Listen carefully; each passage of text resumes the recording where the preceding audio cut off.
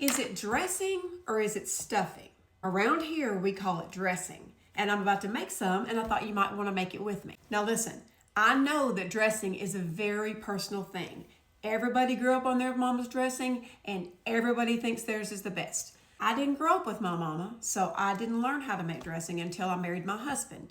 And I learned from my sweet mother-in-law and her identical twin sister. Theirs is the absolute best, world-renowned, if you will. And that's the one I make. And so I thought, there's so many people that don't make their own dressing because they're afraid to, because dressing's such a big deal. We don't get it all that often, and people are intimidated by it and think it's some kind of big deal, but it's not hard. Dressing is not hard. And listen, my mother-in-law taught me about a secret ingredient that makes it even easier. So if you want to follow along, I'll just give you my recipe. Now, I know you might do it different, and you may not agree to sage or not to sage. It's a no for me. But I'm going to show you my recipe. It's so easy, and it is so delicious. And then you can try it if you've never made it before, if you do, or you can just keep on making what you make. But I just thought you might want to see what I do. Okay, the first thing you're going to want to do is cook you some cornbread. And you're going to make that the day before because you want it to be kind of dried out. So make your cornbread the day before. And you can use yellow cornbread or white cornbread, but don't use a sweet cornbread. You don't put sweet cornbread in your dressing, or I don't. All right, then you get you a big bowl. I cooked 3 packs of these yesterday. I've washed my hands, and only my people are eating this, so everybody calm down. I use my hands when I make my dressing, and I don't have any gloves, but my hands are clean, so calm down.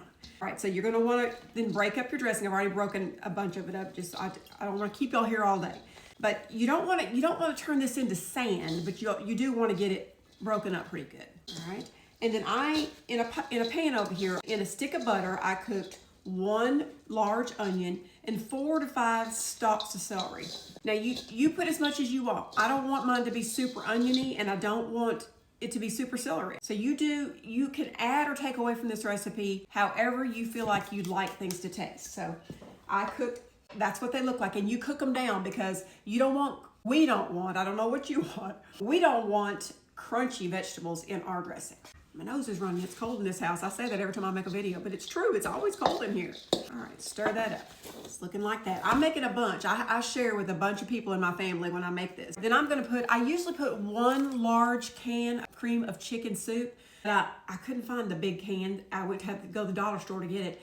And my granddaughter calls it the family store to get this soup, so I got 3. I don't know if that'll equal 1, but it's okay. Y'all, this is the best dressing. When I tell you it is world renowned, it's renowned around here anyway.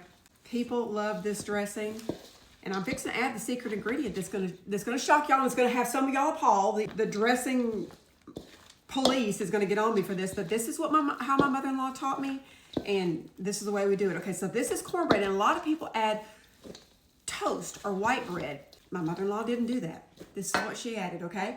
Calm down. Before I even show you, I'm gonna need y'all to calm down because I know some people are gonna get a little riled up here, but Pepperidge Farms. This is the herb season. Now, there is a cornbread one like this, but you don't want that. You want this herb season. And all it is really just toasted breadcrumbs, white and wheat breadcrumbs. That's all that is. And it's got a little tiny bit of seasoning. This is not stovetop stuffing. This is not the same thing, so don't get it twisted. This is just some dried breadcrumbs with a little bit of seasoning so that you don't have to add a bunch of seasoning in here. I don't add garlic. I don't add any of that. I don't add any poultry seasoning. I don't add anything. I'm doing it just how she did it. And this is what she added. That is the game changer right there. So you don't have to toast bread and let that sit out or anything. You don't have to add any more seasonings. Oh, the smell. I have 5 eggs here. I normally add 6. This is a binder. We don't chop up boiled eggs and put in ours. And then I've got some chicken. Don't shred this really fine either because we don't like stringy stuff in our dressing either. So let's get this all mixed up. I'm gonna take some of this to my mother-in-law. She loves it. She can't cook it herself anymore. Some of this is for her. All right, let's put some black pepper. I do add that. Not too much. My daughter is not a big fan of anything spicy, and to her that's spicy. Y'all, if you could smell this, it smells like Thanksgiving right now. See how easy this is? There's nothing to it. There's just nothing to it. Final step is you're gonna add your broth. Now this is the key right here. You don't want a dry dressing. So you're gonna put more in here than you think you need. It's gonna be almost soupy, almost soupy. You start right there and mix it up. All right, let me turn you down where you can see it. You see how it's almost soupy. That's about the texture you want. You really can't, I mean, you could get it too soupy, but I would rather have a little bit too much broth than it be dry. Okay, that's about right there. I would put a drop more actually. Listen, I don't want a dry dressing, so I make sure that it's not gonna be dry.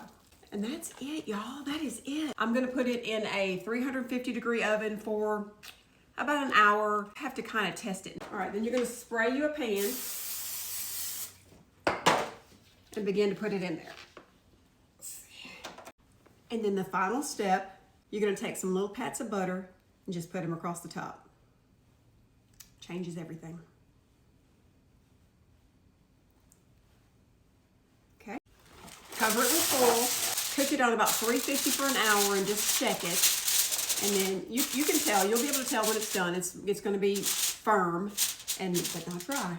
And then you'll take the top off and let it just brown on top and it'll be done. Usually about an hour and a half. It depends upon how big your tray is. But listen, this is a smaller tray than I usually make, so I'm gonna start with about an hour and then we'll check it and I'll come back and we'll do a taste test. And it's ready, y'all. You ready for the taste test? Oh my gosh, my whole house smells like a holiday. Gotta have some cranberry sauce with it for sure. A little bit of salt. And let's try it. It's hot, it's really hot.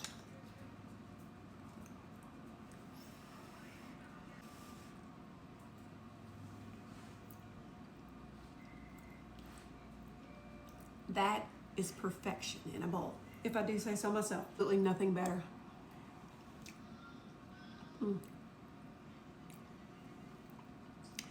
Y'all try it. Happy holidays. And one last thing, I hated to make this any longer than it already is, but one last thing is I did end up cooking it in the oven.